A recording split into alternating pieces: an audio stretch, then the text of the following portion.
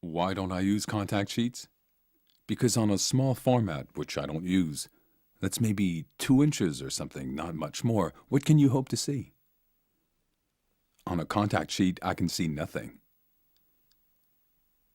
Because I have to see the facial expressions. The effect of a mass of people alone is not enough for me.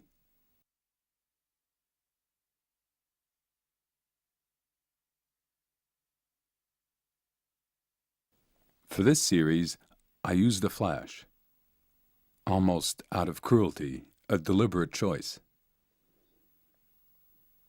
Seeing them in diffused light didn't bring over the idea of melancholy and sadness. The flash was a touch of cruelty that I added to other cruelties. A truthful cruelty, I'd say, intentional, because it captured the scene I saw in the hospice. I saw it, with a harsh flash which burned. The part that was not old age but rendered it more tragic and sadder. It added black to the darkness and even more shadow to the shadow.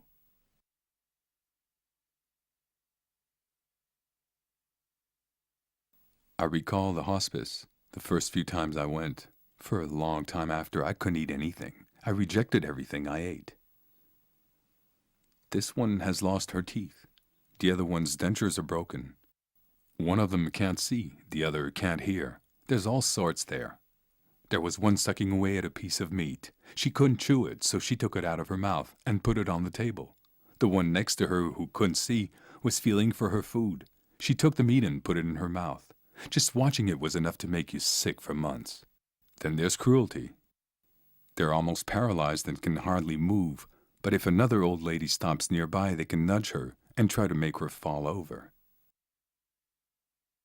They're not all like that, of course, but they can be, for sure. There was one who looked to be dying. She couldn't speak. There was another beside her reciting the rosary.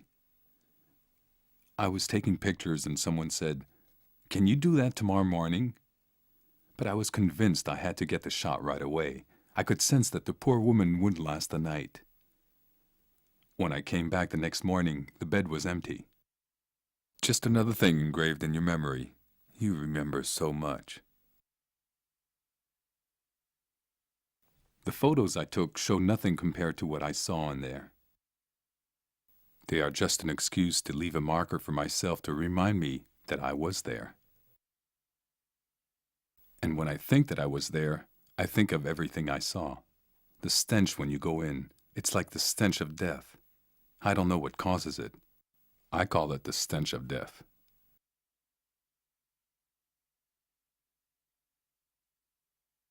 So, you don't know what there is here. This whiteness that in other photos expresses life, the will to live, in the hospice meant to me, remove, take away. Almost like someone taking life away from you one day. It burns. The sheet doesn't interest me as such.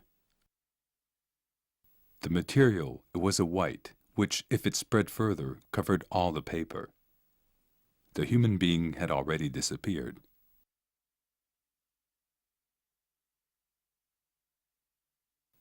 In this shot of the little old lady and the man, you can see, and this is what I find touching, that they were lovers in real life. They weren't husbands and wife. That, too, means something. They became lovers once more in the hospice. I think she was over 90 already, and he was more or less the same age. Every morning they'd meet up. The old man got some sweets ready. She came to say hello, and he'd give her a sweet, and with her soft little hand, almost as soft as a child's. There was something so gentle about them, something impossible. That's it.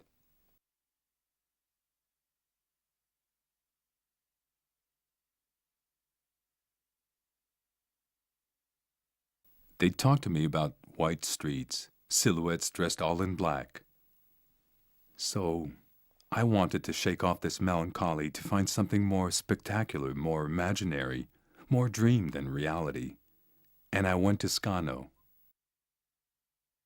I went to Scano and I saw some cattle come out of a side street. I didn't know. I had no idea. Black cattle and people dressed in black. At the hospice, the problem was the fear of time ticking away. Here, on the other hand, beauty was born out of time. A kind of suspended time that had never ticked by, that would have changed nothing.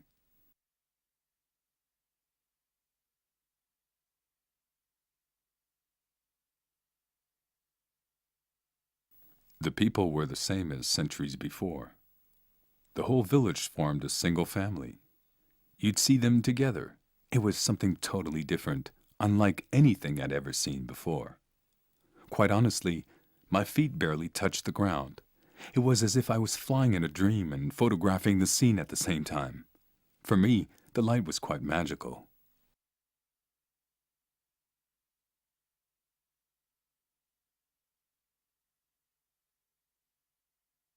All the joy I've had has been with this camera. I could never part with this object, which has never been an object. It really is a nothing kind of camera. It cost 16,000 lira. There's just the lens that a seminarian dropped. As a result, there's not much to say about my camera. It's better not to look at it. It makes people who see it quite depressed. In these shots, also, you find the burned whites, just like in Scano. Now, why the burned whites? Because it wasn't earthly reality, anything we know. I don't know the ground, the fields, or the walls, which interested me. It was their movement.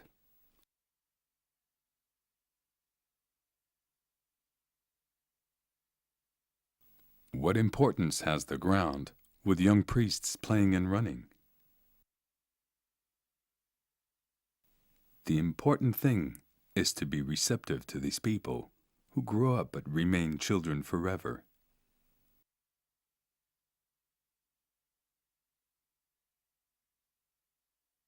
To have stripped these priests of the usual values, of the things I was used to seeing. To see them dressed and moving in a certain way with prayer their only concern, and their way of raising their face to heaven, hoping that everything would come to pass.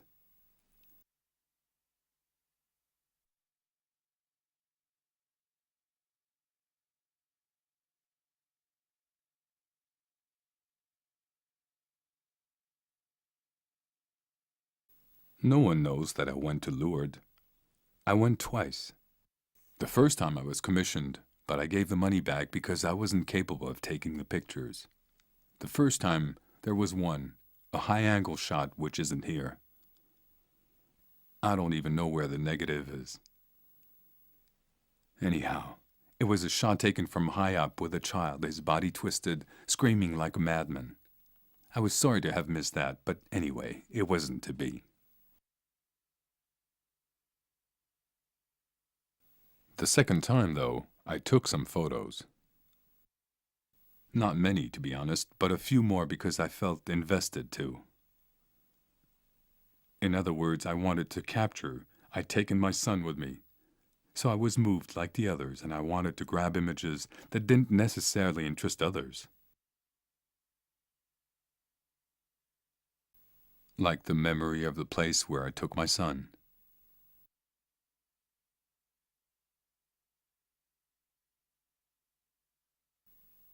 I didn't calculate it. I calculated nothing because I was in the grip of the pain. I took pictures, that's all. Not a single one of all these people, these millions of people, is thinking of making love to a woman. No one is thinking of undressing a woman. No happy people here.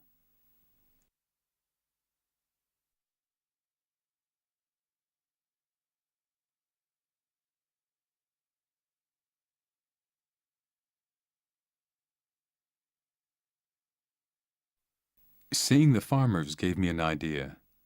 You just have to take a look at their hands, the creases and wrinkles. They made me think of the furrows in the soil.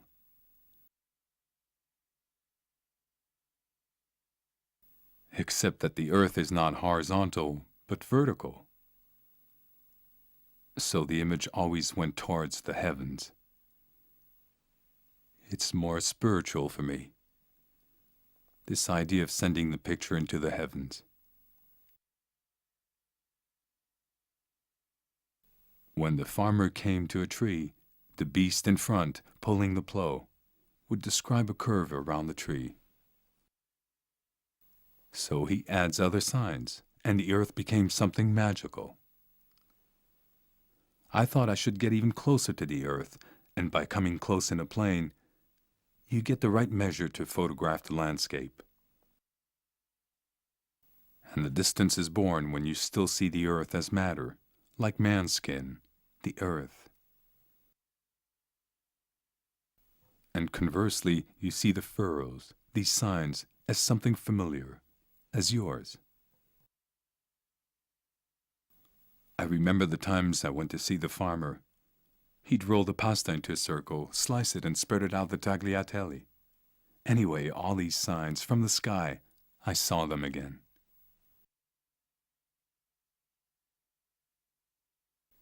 Then there were the ashes where they put potatoes. There were hot ashes, and they put the potatoes underneath, and this earth that they enlarged with signs. I set out to portray the farmer on the land.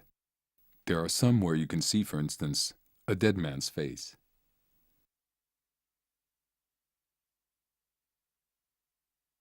But you only see the faces because you start from the farmer's stables, kitchen, staircases, the same staircases you walk up yourself.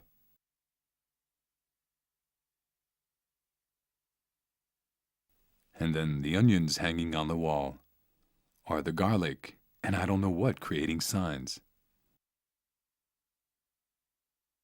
To my mind, these are signs that I found and learned to read inside and around the farmer's house.